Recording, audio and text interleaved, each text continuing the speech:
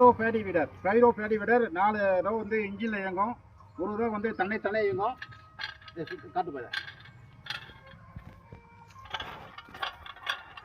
இது தன்னை இயங்கும். மொத்தம் 5 ரோ. 2 சோக் இன்ஜின் மாட்டியிருந்தாக்கா 71 சிசி 2 சோக் இன்ஜின் மாட்டியிருந்தாக்கா 25,000. 4 சோக் இன்ஜின் மாட்டியிருந்தாக்கா 28,000. 5 ரோ பேடி விடர். 6 வரிசை நட மிஷின். 6 ரோ நட மிஷின் நட்டுனா மட்டும்தான் 5 ரோ ஓட்ட முடியும்.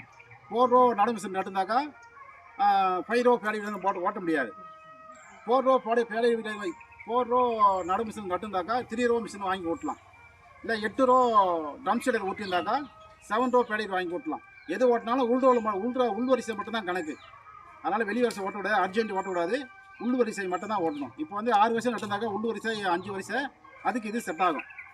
இது தேவைன்னா ஒரு மாதம் முன்னாடியே அட்வான்ஸ் பண்ணி பணம் கட்டி புக்கிங் பண்ணி செஞ்சு வாங்கணும். ஆல் இண்டியா டெலிவரி, விஆர்எல் டிரான்ஸ்போர்ட்டுமே புக்கிங் ஆல் இண்டியா. அது தேவைப்படுறவங்க கூப்பிடலாம். நன்றி, வணக்கம்.